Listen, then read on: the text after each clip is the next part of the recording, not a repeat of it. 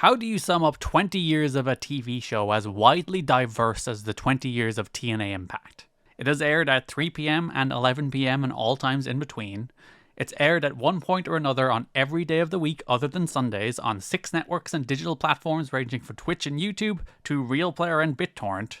Across over 1,000 episodes and nearly 5,000 matches, it's a gigantic, sprawling piece of work. You can zoom in on the early FSN days, or Dusty's time with the book, or Russo's Crash TV, or Hogan and Bischoff upending everything TNA was, or the days of freefall on Destination America and Pop, or the broad stability of the Access era.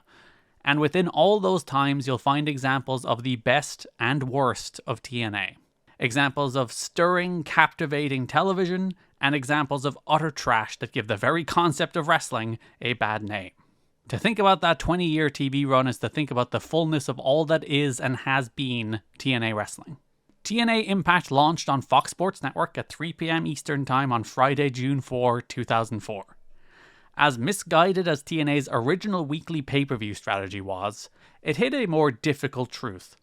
There wasn't an excess of television stations willing to jump in bed with pro wrestling since WCW Monday Nitro went off the air. For 2 years, TNA soldiered on, often with sub 10,000 people buying their weekly pay-per-views, trying to build up enough footage and credibility to sell a TV show. Eventually, after 2 years of that failing model, TNA realized they needed to get on TV by any means. While they did have the syndicated Explosion show since the very early days of the company, that didn't have nearly the reach for TNA to grow and expand, so TNA struck a deal with FSN. TNA paid for a weekly Friday afternoon time slot on a 52-week deal. The unusual time for 2 reasons. Paying for time on a Friday afternoon was cheaper than in primetime or on the weekend, and it also meant that TNA was substantially less likely to be preempted by the pesky sports part of FSN's name. To match their television ambitions, TNA brought in a number of old well-known TV stars like Randy Savage, Kevin Nash, Scott Hall, and DDP. But despite being a modest rating success, especially for the time slot, TNA's FSN deal ended after the initial 52 weeks, leaving TNA facing down a summer without TV in 2005, as they sought a better home than paying for air on FSN. The internet was then TNA's home, long before the concept of broadcasting online was even remotely viable.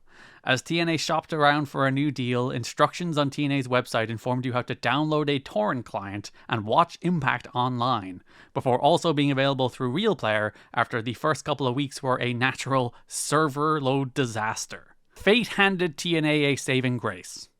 WWE Raw was returning to its old home of USA Network that October, leaving a big pro wrestling hole in their current broadcaster, Spike TV. WWE and Spike's relationship coming to a bitter, resentful end only benefited TNA as Spike took a punt on TNA and put them in the old 11 p.m. Eastern Time Velocity time slot on Saturdays.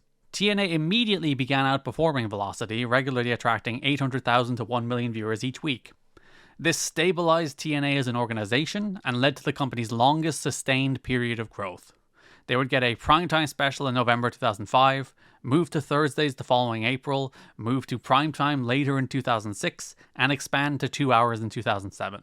Along with the expansion came some of the biggest stars in pro wrestling history to help bolster the ratings.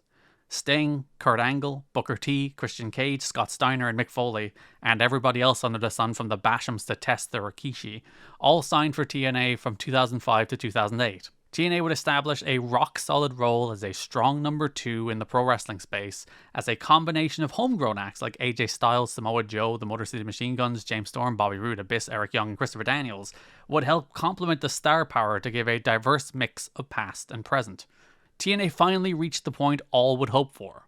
The TV show was regularly attracting 1.3 to 1.9 million viewers, and the company reached profitability for the first time around 2008 or 2009. You would think they'd be content with this. You would think a strong, profitable number 2 with a consistent, reliable television audience would be enough, but pro wrestling could never leave the 90s behind. The mentality of the Monday Night Wars loomed large over the way everybody thought, and still thinks, about the industry. The only way TNA could ever be considered truly successful was if they were in direct competition with WWE. Never was success on their own merits enough. Only success in comparison to WWE. And compared to WWE, TNA was way behind. So they needed a big swing that would change the trajectory of the company forever for the worse. Monday, January 4, 2010. The biggest episode of TNA Impact ever. The biggest non-WWE episode of pro wrestling there has been since WCW went under. The night Hulk Hogan came to TNA. 2,190,000 people watched Impact that night. 2.9 million people tuned in when Hogan arrived at the top of the second hour.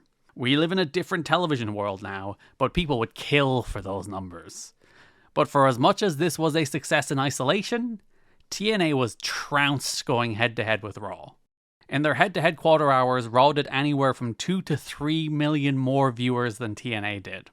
TNA would do the very opposite of strike while the iron was hot. There wasn't a new episode of Impact for 10 days after the January 4 success, and back on Thursdays at that. TNA would finally go head-to-head with Raw full-time in March, but it was short-lived.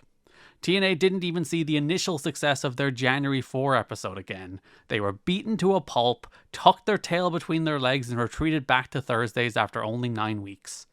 Ego wounded, Hogan and Bischoff proved they didn't get TNA. They didn't understand what fans liked about it, they didn't even try to. They removed the six-sided ring, hot acts like Beer Money took a back seat, AJ Styles and Abyss were repackaged into phony versions of Ric Flair and Hulk Hogan, while the presentation of women's wrestling, one of the biggest success stories of TNA over the 3 years prior, regressed to Attitude Era levels. TNA's identity was demolished, and while still maintaining strong ratings due to the enhanced star power of Hogan, Ric Flair, Jeff Hardy and Rob Van Dam, it did lasting damage to who TNA was. Hogan and Bischoff left, and then the floodgates burst. The reputation of the brand was shot, and ratings began to flag. Through a combination of worse ratings, secretly bringing back unwanted writers, and accidentally outing them in an errand email, Spike TV opted not to renew Impact in 2014. All the homegrown stars and big-name acts that propped TNA up began to leave. Hogan, Flair, RVD, Angle, Styles, Joe, Sabin, Young, Rude. Names that had formed the backbone of the television for so long, gone. TNA entered freefall. A year at Destination America, known mostly for hunting, monster and ghost shows, never matched the heights of Spike TV despite promises to do so. Occasional additions like Bobby Lashley or Drew Galloway couldn't make up for what was lost, and TNA were off Destination America after a year. And, once again, partially due to an errand email. TNA would spend 3 years on Pop, known for soap operas and Schitt's Creek, but once again the magic was gone. Once TNA left Spike, roughly 700,000 of their regular viewership, already a lot lower than the peak of the show, went with it. 1.4 million people watched the episode of Impact where Dixie Carter was powerbombed through her table in August 2014. The Destination America run in 2015 averaged 382,000. Impact would spend a year on unknown hunting network pursuit before eventually landing on corporate owners Access TV, where they remain to this day, the second longest channel the show has been on other than Spike. The heydays of Spike are a somewhat distant memory now, but the fear of being booted off a network at any given moment is gone. There are lessons we can learn from the arc of this show. Identity matters, reputation matters. When the idea of what TNA represented was gone, so are the people that cared about it. And when the people that care about it are gone, what do you have left? What do you build off? Who do you rely on? Wrestling punditry is obsessed with the mythical casual fan. A faulty premise, usually designed to use an imaginary person to attack a wrestling product. Casual fans matter a lot less than core ones.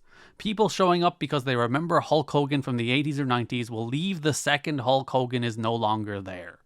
People showing up because they like and care about what you're doing will be with you for the long haul. Across the 20 years of Impact, a couple of big themes stand out. The first is presentation. If you tuned into the very first episode of the show, you immediately saw something different. You saw a six-sided ring, you saw tunnels on either side of the building, you saw many green lasers, and you saw the Fox box. Wrestling presentation has become very homogeneous. Only mild differences truly differentiate most wrestling products.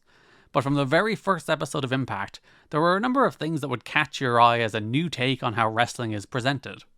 This expands through the history of TNA. They were the first national company to take women's wrestling seriously, making the Knockouts division a defining feature of the company to great success. They were the first national company to present cruiserweight-style wrestling as a main event act, making AJ Styles, Samoa Joe, Austin Aries, Chris Sabin, and Josh Alexander some of the company's biggest success stories emerging from the X division to become main event players. They leaned into cinematic matches before that became passé, with the Broken Hardy saga being one of the few post-Spike breakthrough stories. Impact might be the only consistently actually funny pro wrestling show, with moments like Paparazzi Productions, multiple funerals, Swingers Palace, and more being fondly remembered. They partnered with international companies to give US audiences their first exposure to some of the best Japan and Mexico had to offer, and even if this had thoroughly mixed results through the years, it still provided a gateway for US fans to the broader spectrum of wrestling.